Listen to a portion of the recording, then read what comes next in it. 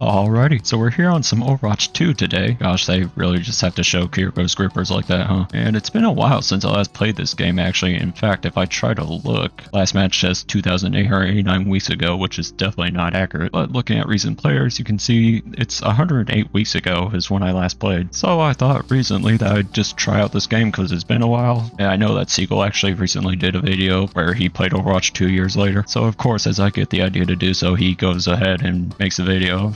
Of course, just has to beat me to it. Just has to be better than me in every way. Has to have my same name, wear glasses, be blonde, but just more talented, more skilled, actually successful. Yeah, I'm sorry, I'll just put the fries in the bag. But yeah, I last played during Season 3, and I was taking a short break before the PvE cancellation occurred, where after that I kind of just sat down and thought, I'm kind of done for now. I think I'll call it there. But recently, a new game mode called Stadium has come out, and I thought that I'd give it a try. I really don't know much about Stadium. I haven't even watched much gameplay about it, but it's a bit deeper than what I thought, and these rank logos are actually really nice. I think I prefer them over the current ones, even the ones before. They're just a lot more detailed and look great. But let's just go ahead and hop in, and I'll just queue support because it's what I last played. I more so remember picking support for comp because I just thought it was like the easiest role to play, and to me it was. But I decided to hop back into this game because Flats recently did a video where he talks about is Overwatch entering a new golden age. And from what I was saying, it does look like Overwatch is doing pretty well. Like, not very many people are upset about the state of the game. If anything, they're just upset about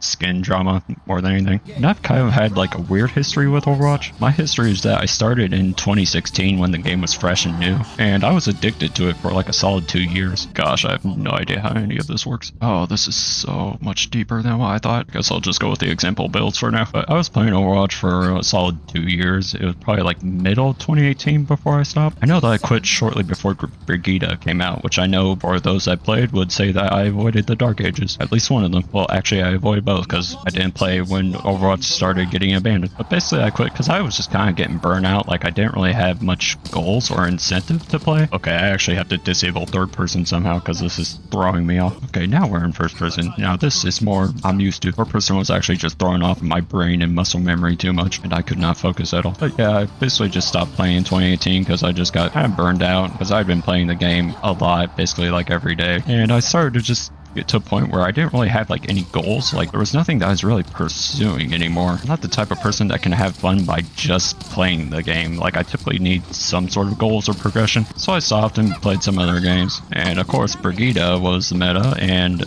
no one was enjoying that really. Brigida meta was actually just scary. And I never really turned back on Overwatch. Like, I never really thought about playing it again. I played like an hour or two a year after that, really, just to kind of check on it to see how I was doing. I'd play for like an hour and I'd enjoy it, but it was nothing I really wanted to come back to. And then Overwatch 2 was announced, and nothing was really being done to Overwatch all that much. So then it was definitely like, why should I bother coming back if it's not really getting supported and the game's not really in like a good state? It'd be different if they left Overwatch 1 in a good state, but that was not the case. And so fast forward to Overwatch 2, it finally releases, and I still was not too interested in playing it because it just seemed like Overwatch 1 with a balance patch. Also, I've heard that Mei and Zarya in this mode are really good, and go figure, there's a Mei on both teams and one Zarya. But anyway, Overwatch 2 releases. I decided to play it during Season 2, and I was enjoying it. I actually got a little bit addicted to it for a solid month or two, I'd say. I was enjoying it, and then like I said, I got burned out, and it wasn't too much of a burnout. It was just like, oh yeah, I'll take a 2 or 3 week break from it and then come back when the new season starts. And then the PvE cancellation news, and just everyone's morale basically plummeted. I remember Flats was thinking that he would probably quit Overwatch, and a lot of Overwatch content creators, I think, felt the same way. But even if you didn't care about the PvE much, there still was like, you could have looked at it in a bright way that there would be at least more people working on the PvP, but that was not the case. Because we figured out that pretty much the whole team had been working on PvP for like a year by then. So it seemed like for the time that Overwatch was launched to the point where PvE got canceled was basically just going to be an indication for how the rest of Overwatch 2 was going to go. And for the most part, that's not too incorrect, as it wasn't until recently, like basically with Stadium's release, that the game actually started to get a lot more support. It's pretty much for the past couple seasons, it seems like the game's mostly just been getting your standard Overwatch stuff, being new heroes, new maps, and battle passes, of course, with cosmetics too. So there was not anything really to get new or people to return to the game, really. I know Season 9 had like a more sizable update. Oh, Overwatch Classic 2020 is here. I've not actually played on this patch. I guess I'll give it a try. What was I saying again? Oh yeah, the Season 9 balance patch. It was more sizable than usual, but it seemed like it was big to the Overwatch community, but to people that just are not really playing Overwatch, it's just another balance patch more than anything. And balance patches are not going to get new players or returning players, which I guess kind of ties into the video that I was talking about with Flats, where he talks about is Overwatch entering a new golden age. And while I do think the state of the game currently is good, I think there's just a couple factors as to why new players aren't playing or why people that have played before are not returning. Factor number one is just that Overwatch in general is 9 years old, so the game is very soft, and also, like, again, it's 9 years old. Like, how many new players can you expect to get at that point? A lot of people have probably already tried out the game by then. And also, just in that time frame, there have been new games that have come out that people get hooked on and addicted to. It doesn't even have to be of the same genre or category. It could just be literally any game, because every game is competing with your time and money. I mean, Expedition 33, is that a hero shooter? Like, no, not at all. But it's a dang good game from what I heard, and so people are playing it and enjoying it. And factor number two is just that the game is pretty solved already, because it's been out for so long. And I think the best part of the game is when it's new, because not everyone knows all the depth of it or all the details of it. There's still more to learn. Like, for example, Marvel Rivals. I think launch for that game was great because there was just so much that was unknown, and it seemed like every day something new was being discovered. And while I don't think it's that bad for a new player to come into Overwatch today, like, I don't think it's that hard to learn. You still do probably have that feeling of being just behind knowledge-wise, as while not everyone's good at the game, still are, like, the top players already know everything. There's not much new to learn besides Stadium, though, which still probably has some learning, although it's probably for the most part pretty figured out by now. And of course, same with the perks. Perks were probably figured out faster because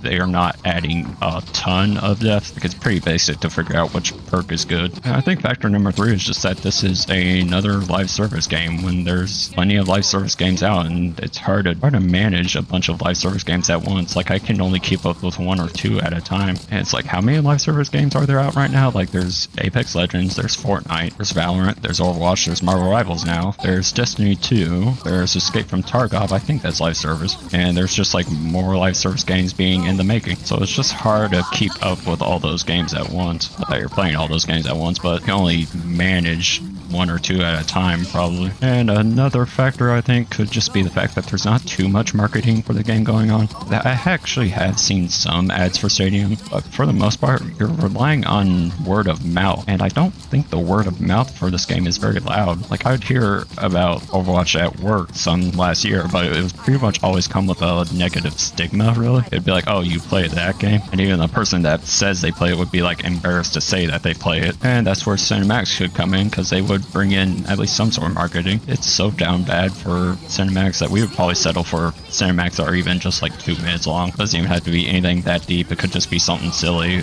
just something that's fun to watch, even if it's just short. Because currently the main thing that we get cinematic wise is like for collabs and new skins that come out. Like Street Fighter 6 collab recently, I saw that on my YouTube recommended, I don't know, like 2 weeks ago I think it was. And it's like, oh boy, yeah, here they go, just more skins. When the game has to be known for more than that, it actually has to be known for its gameplay and characters, which is why I think it's good that they started to market Stadium for a little bit, but I've not seen a Stadium ad in like, I don't know, a week or two maybe. It's more so towards the launch of Stadium that it was being advertised, but I have not seen it since then. So is Overwatch in a good state? I would say yes. It's just, it needs to work on getting new players into it and players that have played before into it. As well, I'm playing this right now, again, I'm more so working off what I see from YouTube, basically, from other content creators. Like, I basically use Flats as like the doctor of this game. Flats is a doctor and Overwatch is a patient, and I come over to Flats and I check out Flats' video to see how the game's doing. You know, how she looking, doc, and Flats tells me the news that Orisa and Maga has been micro-buffed again. I'm like, oh man, you gotta be kidding me. How many patches will it take for them to get nerfed? And then he says, oh, it'll be 2 or 3 patches before they get nerfed again. It's like, oh man. My favorite part of looking at Flats reading patch notes is just to see if Orisa or Maga get micro-buffed, because like, I do feel bad for y'all whatever it happens, but at the same time, it is hilarious to see Flats lose his mind over it, because it really is just a cycle. You go 2 or 3 patches with Orisa or Maga microbuffs, and then you nerf them again. and then repeat. And I know that most players that are playing Overwatch these days do not really care about PvE cancellation. They've gotten over that, but you have to convince the people that have not played Overwatch in a while to get over the PvE cancellation, and that's a hard thing. And it's like, even though I've gotten over it, it still pops up in the back of my head whenever I play this game, and there's definitely a lot of negative stigma with that, understandably so, because it was a bullcrap moment and a lot of people were upset at it. So I don't really know what they can do to get more eyes on Overwatch besides, I guess, cinematics, or at least just having more good news, because there's been a lot of bad news, you know, the PvE cancellation and then layoffs, and for the most part, what gets, again, advertised the most is just skins, which is not going to get new players into Overwatch. But yeah, that's pretty much all I have to say about Overwatch. It's in a good state right now, it does probably need to work on getting some new players into it. I don't know what the actual player stats are of this game. I assume it's probably fine. It's hard to completely tell because you can only get stats off of Steam, which not everyone plays on Steam. Like, I'm playing on Battle.net right now. I think another question is, will Marvel Rivals players migrate to Overwatch? And the answer is, I don't really know, because yes, they are similar genres being hero shooters, but how many players that have played Marvel Rivals have tried Overwatch before already? I feel like most players that have played Marvel Rivals have played Overwatch before, or at least already heard of it, and plus how many of them actually care about Overwatch. Even though Marvel Rivals does not have much of a story going on, there is a lot of characters that people just already feel connected to because they've had a lot of lore behind them, like Wolverine, for example. Like, is there much story to him in the game? No, but there's a lot of comics and movies and other media about him. I will say the Overwatch community does seem less toxic right now than Marvel Rivals, probably because Overwatch has just gone through all the motions. They've already fought their wars and battles. Like, yeah, I know there's still the Mercy Mafia, but they've been losing numbers to the Kiriko clan and the Juno Jubilees, so I remember really not liking Mercy. That was more so when Mass Res was the thing, though, and like her first rework. Ever since then, like in Overwatch 2, I have not really minded her that much. In fact, I kind of felt bad when they were like really nerfing her. When they clipped her wings, I was like, okay, she's got to have at least something, guys, come on. I ain't a Mercy fan, but like, even I admit that it's gone too far. From what I understand, she's getting banned a lot. I think that more so has to do with her damage boost, though, which is understandable. I just slept that judo. I feel like that was personal, even though it wasn't at all.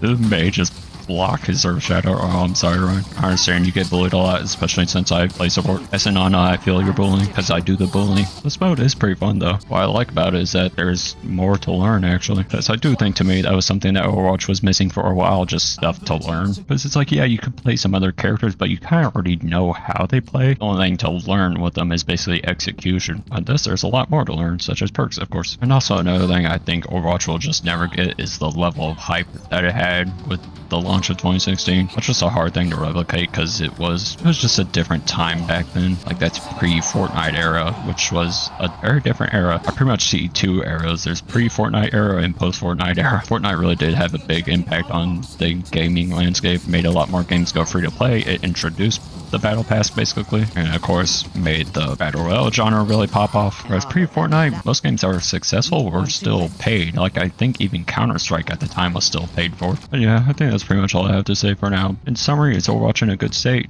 right now? Yeah, I'd say so. And I'm really curious what the future is going to hold. I'm definitely curious what the 10-year anniversary is going to be, because that's next year. And for why I think it's not getting as much attention as what it might deserve, you know, short answer is just it's been out for 9 years and just other games have come out. People can only spend their time on so many live service games, and people have found other games that they just enjoy more. Like, I'm sure Marvel Rivals got some people from Overwatch to migrate over to it, and there's definitely some people that will not return to Overwatch no matter what, because they're just tired of it because it's been so long. Whereas Marvel Rivals is fresh, it's new, it's still got stuff to learn, I think, even though for the most part it's solved now, but it still is a new journey for people. And more importantly, we still don't know the full potential of Marvel Rivals. I mean, maybe they'll do a PvE, which would be hilarious, I think. But yeah, I think that's all I got to say for now. Stadium's here, it's honestly pretty enjoyable and a lot more fresh. There's a lot more depth to it than normal Overwatch, which is, I think, a great thing because it gives more to solve, and plus there is another pursuit because there's quite a few ranks to this. But I don't think I'll have the passion I once had for Overwatch. That's just a bygone era for me, but that doesn't mean that Overwatch is bad.